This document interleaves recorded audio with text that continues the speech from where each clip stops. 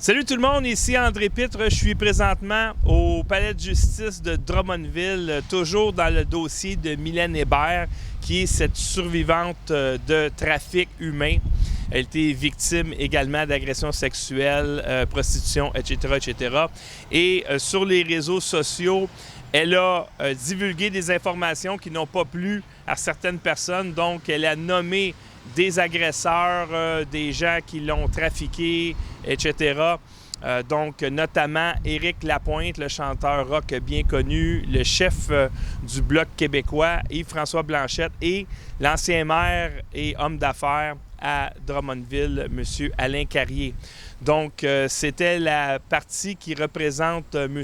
Carrier qui a décidé, en fait, qui a convoqué Mylène Hébert ce matin au palais de justice parce que ils sont victimes sur les réseaux sociaux d'agressions verbales. Des gens sont allés à leur cabinet. En fait, Mylène Hébert est allée au cabinet avec 2 témoins. Ça ne s'est pas très bien passé. Donc, Maître Jutras, qui représente Alain Carrier et al. Et d'autres, eh bien, elle est à bout et je peux la comprendre. Et elle a pris le temps d'expliquer aux gens qui étaient là qu'est-ce qui se passe exactement dans le moment. Parce que, selon elle, Mylène Hébert et les gens dans la salle, qu'elle méprise en passant, elle a eu des propos désobligeants, je pense, envers les gens qui sont dans la salle, des gens qui sont juste là parce qu'ils sont indignés de ce trafic humain et des gens qui sont là pour soutenir une victime de ce trafic-là. Elle ne semble pas comprendre ça, mais elle a pris bien soin d'expliquer à Mylène Hébert et aux gens dans la salle que c'est un dossier de diffamation. Donc, vous alléguez, Mme Hébert, que M. Carrier fait partie d'un réseau pédocriminel et vous ne pouvez pas dire ça. Nous, on va se défendre et évidemment que les procédures prévoient s'il y a outrage au tribunal, de la prison, puis nous, on le recommande comme ça s'est fait dans d'autres cas. Et ça, c'est leur point de vue à eux. Et c'est tout à fait normal. Moi, j'ai rien contre ce bout-là. De l'autre côté, on a une femme que le système judiciaire au Québec a failli. C'est-à-dire qu'on l'a envoyée dans un centre jeunesse pour sa protection et au lieu de la protéger, on l'a droguée et on l'a abusée. Et ça dure depuis plusieurs décennies. Et Maître Jutras dit, bien écoutez, si jamais mon client vous a agressé, bien allez à la police. Allez vous plaindre à la police, ce qu'elle a fait.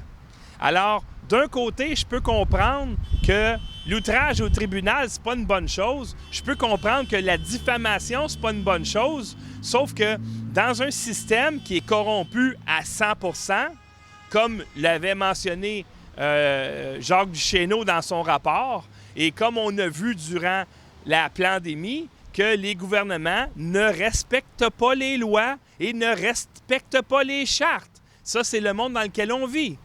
Justin Trudeau, pendant la pandémie, a invoqué la loi sur les mesures de guerre, qui a changé de nom pour la loi sur les mesures d'urgence, et il n'a pas respecté l'essence de cette loi-là, et ça a été contre les Canadiens. Il a gelé des comptes de banque. Il n'a pas le droit de faire ça. Et nos politiciens ne respectent ni les lois ni les chartes. Alors ça, c'est le contexte. Alors Mylène Hébert, lorsqu'elle s'en va à la police, puis que la police ne fait rien, bien, c'est un système. Et qu'est-ce qui arrive lorsque le système il bloque? Qu'est-ce qui arrive lorsque votre toilette bloque? Ça déborde. Qu'est-ce qui arrive quand une rivière est bloquée? Ça déborde. Et c'est exactement ce qui se passe dans le moment. Si vous n'êtes pas capable de protéger les victimes, eh bien, les victimes, à un moment donné, ils vont se tanner. Et pour faire une omelette, il faut casser des œufs.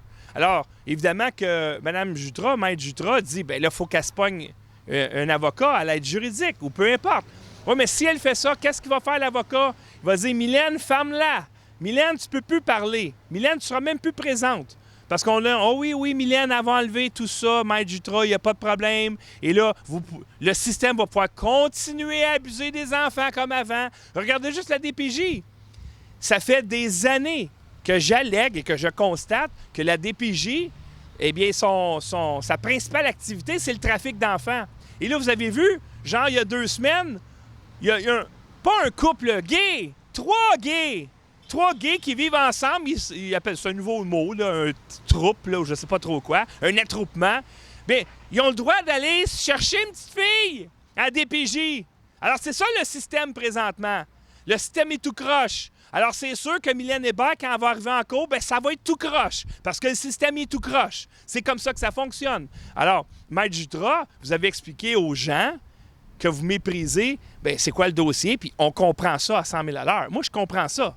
On ne devrait pas pouvoir diffamer quelqu'un. On ne devrait pas avoir le droit de ne pas respecter les ordonnances de la Cour. Ça, c'est dans un monde où tout le monde joue selon les règles. Mais les gens ne jouent pas selon les règles. Les politiciens ne jouent pas selon les règles. Les journalistes ne jouent pas selon les règles. Le système de justice ne joue pas selon les règles. Alors, si vous commencez à dévier des règles, bien, ça se peut que le peuple dévie des règles également. C'est ça qui s'est passé ce matin. Alors, oui, je peux comprendre, Maître Jutra est à bout. Elle est complètement à bout, Maître Jutra.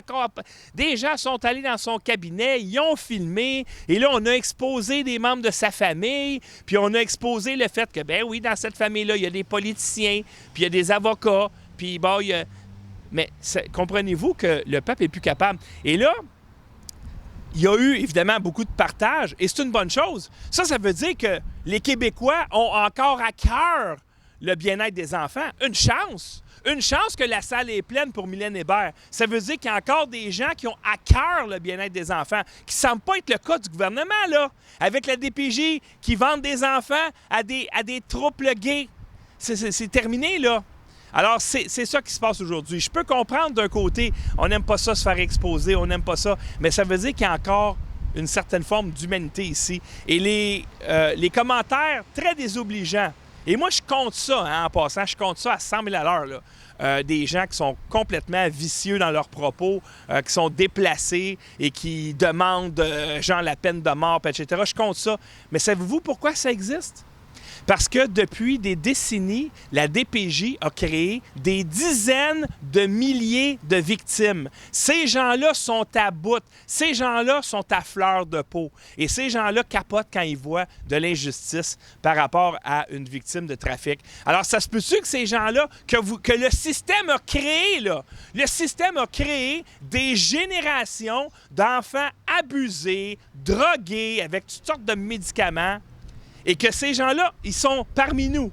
Et ils ont accès à Facebook. Et quand ils voient que quelqu'un qui a été utilisé, vendu, violé, comme eux, ça se peut qu'ils réagissent fortement. Parce que le Québec ne protège pas ses enfants. Eux autres, ils capotent parce qu'ils sont quoi, là, en arrière de moi? 20? 20? On devrait être 20 000! OK? C'est parce que les gens qui ont subi des traumas, ils sont trop traumatisés pour sortir de chez eux. Ils veulent juste essayer de finir leur vie puis pas arrêter de manger des volets. C'est juste ça qu'ils veulent. C'est pour ça qu'ils ne sortent pas, ces gens-là. Alors, des victimes... Avez-vous déjà entendu parler? C'est pas juste à Mylène Hébert. Hey, regardez, Mylène Hébert est là. Quelle surprise! Je veux juste dire, c'est pas juste à Mylène Hébert à manger tous les coups. Bien, exactement. Moi, là, ce que j'appelle la population... J'appelle la population à la non-violence, au respect des droits fondamentaux, des droits naturels, au respect des victimes, au respect des enfants. Aujourd'hui, le 29 septembre, j'ai senti que la juge avait entendu mon témoignage et ma plaidoirie. Maintenant, je vais attendre son jugement. Alors, comment tu t'es senti ce matin? Parce que toi, tu ne savais pas trop pourquoi on te convoquait. Et là, tu as vu Maître Jutra, qui est à bout. Elle n'est plus capable. Comment tu te sens là-dedans? Ben écoute, moi, je suis pas responsable des commentaires des gens. Il faut comprendre que c'est un combat du mensonge contre la vérité. Si on veut la vérité, ça prend l'intégrité. Puis, tu sais, je pense qu'on doit tous se tourner vers notre propre intégrité, ne pas finalement dire des commentaires. Peu importe. Moi, je suis pas responsable des commentaires qui ont été dits. J'ai assumé pleinement tous mes propos. Et voilà, j'ai mis les barres sur les T et les points sur les I. Maintenant, ça va être mon dernier commentaire. Là, j'appelle les gens à se rassembler dans l'amour, à vous mobiliser sérieusement. Il y a des enjeux très importants ici et ce n'est pas qu'à moi à porter tout ça à bout de bras sur les épaules. Il y a beaucoup de gens qui me soutiennent, qui sont là en présence, en prière. Mais je pense que ça va prendre vraiment beaucoup de gens en présence pour envoyer un message fort parce que c'est trop important. C'est trop important. Les enfants doivent être soutenus et protégés. Et les femmes, les hommes aussi, il y en a des hommes, mais je pense qu'à un moment donné, ça suffit. Il faut aller de l'avant, il faut faire ce qu'on a à faire. Absolument. Voilà. Merci beaucoup, Mylène. Merci. Alors, c'était Mylène Hébert. Donc, elle a tout à fait raison. Les gens, on doit se mobiliser parce que regardez ce qui se passe en Angleterre dans le moment. Il y a des jeunes filles qui sont violées par des migrants, souvent illégaux, et que si le papa se plaint, il s'en va à la police ou il va sur les réseaux sociaux pour se plaindre de cette situation-là, c'est le papa qui va en prison. On n'écoute pas les petites filles. Et regardez qu'est-ce qui se passe au Canada. Ah tiens, un autre pays qui a de l'immigration légale et illégale à profusion. Et on voit maintenant qu'on ne prend plus au sérieux les victimes d'agression. Au contraire, le gouvernement, avec sa DPJ, trafique des enfants et c'est rendu à un point tel que maintenant, 3 hommes qui vivent ensemble, c'est de la perversion la plus totale. Ces gens-là peuvent aller chercher un enfant. Puis vous pensez que c'est pour le bien-être des enfants? Probablement que cette petite fille-là a été enlevée de sa famille et au lieu de donner de l'argent puis du soutien à sa famille, on va le donner à 3 pervers qui vont se servir de cet enfant-là comme un jouet, je ne sais pas trop. Les enfants, les amis, là, ben c'est papa puis maman qui fait des enfants, puis ils ont un lien amoureux envers leur enfant. La nature est faite ainsi. Et moi, j'ai été adopté en 1969 par un couple qui ne pouvait pas en avoir. Puis j'ai eu une chance dans la vie. J'ai eu une deuxième chance dans la vie. La petite fille là, qui s'en va chez 3 pervers, pensez-vous qu'elle a une chance dans la vie? Mais ça, c'est encouragé par vos gouvernements. Alors, demandez-vous pas pourquoi le système est en train de péter. Pour Maître Jutras, qui n'en revient pas, qu'on ne respecte pas les ordonnances de la Cour, qu'on ne respecte pas. Et elle a 100% raison de s'indigner. Mais regardez le paysage juridique au Québec. Regardez comment, pendant la pandémie, des élus puis un comptable ministre de la Santé, il a menti ses chiffres. Ils ont confondu la population avec des statistiques trafiquées. Puis on l'a démontré, puis on l'a prouvé. Puis il n'y a personne qui nous a contredit. Il n'y a personne qui nous a dit « Non, ton calcul, il n'est pas bon, voici le vrai calcul. » Personne. Pourquoi? Parce qu'il était bon, nos calculs. Alors, la population qui se fait avoir par son gouvernement sans arrêt et qu'ils n'ont plus l'impression, les citoyens, qu'on les écoute. Ils n'ont plus l'impression qu'il y a de la justice. Il n'y a pas d'apparence de justice. Il n'y en a pas. On ne les écoute pas. Si tu t'en vas à Montréal, on n'en veut pas de piste cyclable. Alors, parfait, on va investir 1 milliard en piste cyclable. Non, arrête de dire que mon territoire est non cédé. Chez nous, ici. C'est juste ça. C'est des idéologues qui veulent jouer aux super-héros et qui ne sont pas capables d'être des super-héros parce qu'ils ne sont pas grands, ne sont pas forts, ne sont pas intelligents, ne sont pas talentueux, puis ils n'ont pas de cœur, mais ils veulent avoir le petit S sur leur poitrine. C'est ça qu'on voit. Vous êtes complètement déconnecté de la population. Et quand une personne s'en va à la police pour dire « Hey, telle personne m'a agressé », je l'ai déjà vécu ça avec des filles. La police va t'écouter. Ils sont sérieux, ces gens-là. Mais oups, si c'est quelqu'un qui a du pouvoir, ah ben là, ça marche plus. Ah ben non, ça marche plus, là. Tiens, on va te psychiatriser, là. Tiens, Mylène, prends ces médicaments-là, ça va te calmer. Inquiète pas, tu vas l'oublier. C'est comme ça que ça fonctionne. Alors, voilà. Alors, qu'est-ce qui va se passer? La juge, mettez-vous dans les sous-vêtements de cette juge-là. Qu'est-ce qu'elle doit faire? Bien, Madame Maître Jutras, elle a raison. Mylène Hébert, elle ne comprend pas, elle ne veut rien savoir. Il y a des ordonnances, puis elle ne veut rien savoir. Puis de l'autre côté, Mylène, elle dit « Hey, minute, là, c'est moi la victime là-dedans. » Qu'est-ce que vous voulez qu'elle fasse, la juge? Bien, 2 choses. Si elle écoute son cœur ou elle écoute ce qu'elle a appris à l'université, ce qu'elle a appris. Si elle y va by the book, désolé, Mylène Hébert, tu vas avoir des amendes, puis on va continuer de te tabasser. Si elle a du cœur, elle va dire « Hey, ouais, bien, Mylène est là, mais on s'entend qu'elle fait partie du système de justice, cette juge-là. Et le système de justice Il n'est pas là pour protéger le peuple. Il est là pour protéger les puissants. Alors, on va voir ce qui va se passer. Moi, je sais ce qui va se passer. Je sais exactement ce qui va se passer, mais je ne vais pas le dire parce que je ne veux pas lancer ça dans l'univers. Tout ce que je souhaite, moi, c'est que le Québec se redresse. Puis le Québec, tu sais, quand tu veux redresser une plante ou un arbre, là, tu mets quelque chose là, pour le redresser, là, bien, il y a quelqu'un qui doit mettre un bâton, OK? Puis le bâton, là, les seuls qui peuvent le mettre, c'est vous autres, la population. C'est vous, en soutenant ces victimes. Regardez quand il y a eu 1 million de personnes à Ottawa durant la pandémie, ça a bougé après. Bien là, tant et si longtemps qu'il y aura juste 20 puis 25 personnes pour soutenir Mylène Hébert, bien, qu'est-ce que vous pensez qu'ils vont faire?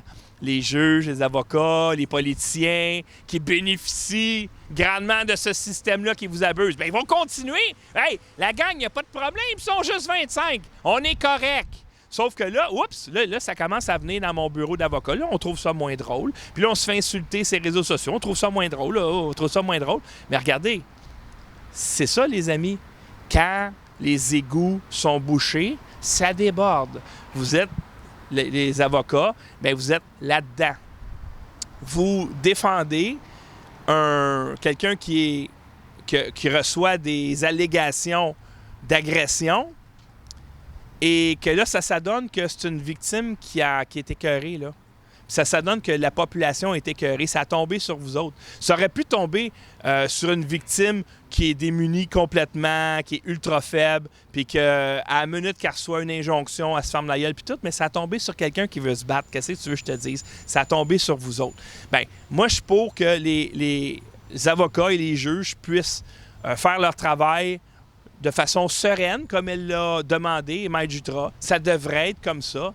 Mais on devrait aussi avoir un système de justice qui fonctionne. On devrait aussi avoir un système de justice qui protège les enfants, puis on ne l'a pas. On devrait avoir une DPJ qui aide les parents, puis on ne l'a pas. Avez-vous déjà entendu un témoignage d'un parent qui a dit « Hey, j'ai appelé la DPJ, j'étais à bout, ils m'ont aidé. » Avez-vous déjà entendu ça? Ben non! Mais non, parce que vous leur donnez la clé pour qu'ils trafiquent vos enfants. Ça n'existe pas un parent qui est content du service de la DPJ. Ça n'existe pas. Il y a juste les bénéficiaires de la DPJ qui sont contents. Ceux qui reçoivent des chèques comme famille d'accueil, ceux qui reçoivent des chèques comme juge, ceux qui reçoivent des chèques comme travailleur social, ceux qui reçoivent des chèques comme avocat. Ah bien, eux autres sont contents. Ils adorent la DPJ. Mais les parents, là, normalement, ça devrait être pour les parents, ça, la DPJ, puis les enfants.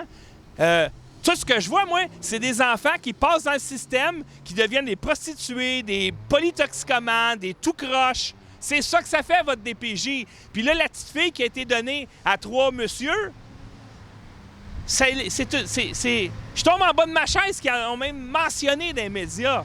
Mais ils n'en reparleront plus après. On ne fera pas de suivi cette petite fille-là, qu'est-ce qui arrive. C'est ça, votre société. C'est tout croche. Vous trafiquez des enfants, puis vous abusez du peuple, puis une fois de temps en temps, il y en a une qui s'écœure, puis que le système y est bloqué, puis les égouts débordent. C'est ça qui s'est passé aujourd'hui. Alors, je remercie les gens qui ont pris la peine de m'écouter, qui ont pris la peine d'écouter Mylène Hébert. Merci aux gens qui se sont déplacés. Merci aux gens qui ont encore à cœur le bien-être des enfants, qui souhaitent avoir un système de justice qui fonctionne, qui souhaitent qu'il y ait une justice. Merci infiniment à vous tous. Et je vous rappelle que Lux Média, on est ici. On est le seul média ici. On est tout le temps le seul média ici. Et on a besoin de votre soutien. Parce que ça coûte cher, notre média. Ça coûte cher en équipement, ça coûte cher en loyer, ça coûte cher en plein de choses. Et si on existe, c'est à cause d'une petite poignée de gens. Puis j'aimerais ça que cette petite poignée de gens-là, elle soit un petit peu plus grosse pour nous aider. Alors, si vous voulez nous soutenir, allez sur luxmedia.info. Il y a un bouton rouge en haut pour faire un don.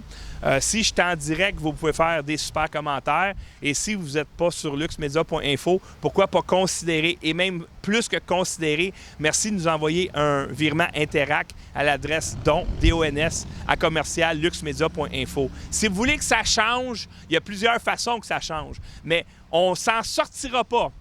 Soit que tu te lèves debout puis tu fais quelque chose, et ou que tu nous aides financièrement pour qu'on puisse continuer à faire notre travail.